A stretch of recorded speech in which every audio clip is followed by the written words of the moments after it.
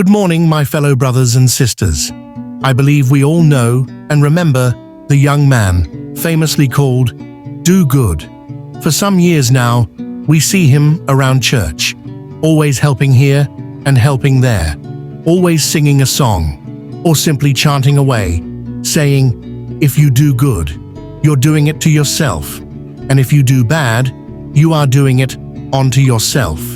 So therefore, choose to do good, because you'll end up doing it to yourself. And I have watched this young man in the last few years, ever since Joshua Leakin brought him from Nigeria and told us of the sad story that led to him being brought to the United Kingdom. Believe me, brothers and sisters, I have watched the young man do good, grow faithfully and humbly amongst the members of this church and community. His story started as a sorrowful one, but as soon as you learn of history, you will know that there is always a reward for doing good. As you know, the Lord said, we should cast our bread upon the waters, for we shall find it after many days.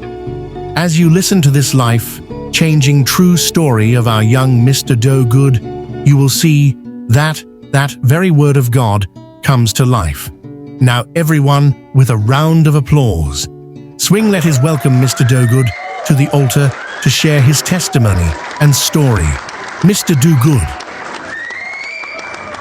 They say names hold power, but mine was given to me by the streets. No one knew where I came from, because the old people who took me in after a policeman brought me to the station where it was stated they found me under a tree on the public road, which meant I had no parents, no home, no birthday, just an old rag, a torn slipper, and a whisper in my ears from the dying man who survived the old woman who he said was the one tasked by the police station to bottle feed after rescuing from the street where I was picked up, as he lay dying on the floor and with his last breath saying, if you do good, you do it for yourself. If you do bad, you do it to yourself.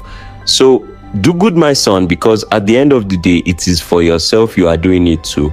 And from that day, I chose to live by those words. I called myself Do Good.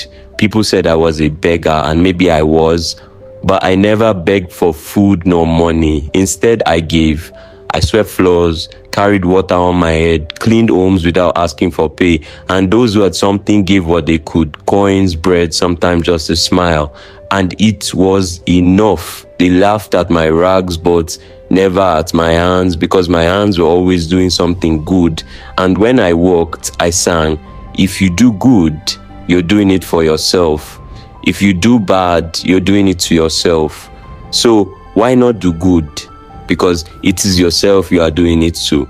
So I constantly sang this song. It gave me strength and it gave me joy to do even more, regardless whether or not I was given anything in return. One woman, she was different. She had 4 beautiful children, always cheerful, and they loved me.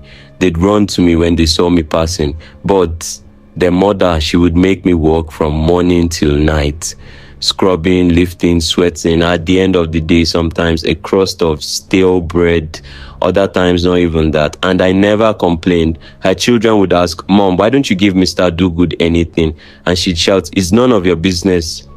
Still, I returned each week because I believed in what I sang, and I knew good always finds its way home. Then one Saturday, her son saw the injustice. He gave me bread and a bottle of Coke. Tears nearly filled my eyes, not from the food, but from the kindness in that young boy's heart. The mother, she grew cold and resentful toward me after that. But I kept coming, until one day she told me to come on a particular Wednesday. That Wednesday, I should have known. She had a different look in her eyes. She smiled when she gave me food, real food. A cooler full of rice, meat, cold water.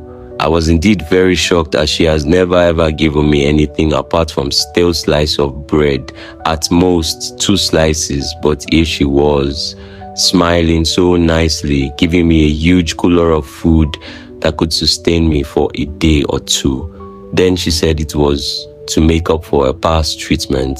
She even said I should forgive her as she hadn't been good to me. I thanked her with my chant and started walking away and leaving her house, lifting up my hands as I walked, giving thanks that God had made her to bless me with such a huge amount of food. And I was indeed very grateful for her sudden kindness. As I walked along the bush path, I bumped my foot against the stone, which made my left big toe hurt me so much. Walking became a bit difficult, so I decided to sit down under a nearby tree to rest so that the pain would go down before I proceed to the small hut I now call my home. And from there, nature called and I slept off. The tree and the children, and there under the tree where I had dozed off, I suddenly woke up to the joyful chatter of children. That's when I saw the children, her children, came walking down the bush path. They were on their way home early from their uncles. They saw me, ran to me. The youngest said he was hungry. I opened the cooler and shared the food with them. They ate joyfully. They were happy, and I was happy too. And believe you me, they ate everything. They literally emptied the whole cooler of food. Wow! But that's children for you. After which they stood up to leave. Then we said our goodbyes. But 10 minutes later, that joy turned to horror, the price of evil. The youngest child screamed, his stomach twisting in pain. Then the others foamed from the mouth. In dizziness, the eldest boy carried his brother home crying. When they reached the house, the mother came out. A smile vanished when she saw their faces. She screamed for help. Neighbors ran towards the chaos, but now all three of the youngest were dead on the ground. In weakness, the eldest son tried to narrate what happened and how they ended up eating the red cooler of food their mother had given to poor Mr. Dogood. Neighbors were shocked, but they had to rush the children to the hospital at least to save the boy. And there, the truth was revealed. The eldest son, still clinging to life, told them, "We ate the food Mr. Dogood shared with us, the one mother gave him." That's when the woman screamed and collapsed because she remembered the rat poison she meant to kill me. But she killed her children. 3 of them died that day, and the 4th, the one who gave me bread, he died chanting my song the next day. Divine justice. The neighbors were furious. They beat her, poured trash on her, and dragged her to the police. A week later, her husband returned from the UK.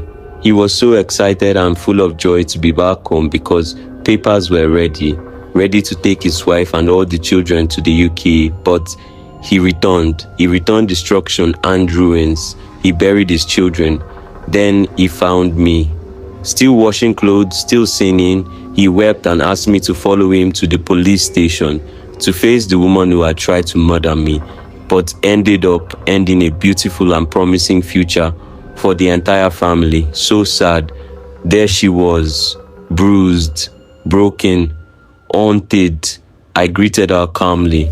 "Madam, good evening." And then I sang, "If you do good, you're doing it for yourself. If you do bad, you're doing it to yourself." She covered her ears, screaming, my voice, the voice of her conscience. Her husband turned away from her.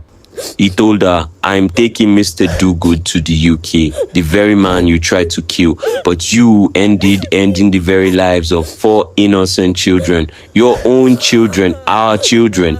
I don't have any word to say to you, other than this young man you tried to kill was actually the one. He's the only one who showed goodness to my family. Let God and the law decide your fate. Goodbye." She continued screaming like other things, unseen things were tormenting her. The reward of doing good. 6 years later, I stood on a stage in London wearing a graduation gown, engineering degree in hand, top of my class. I looked into the cameras and smiled, not for fame, not for revenge, but because I remembered the streets that raised me.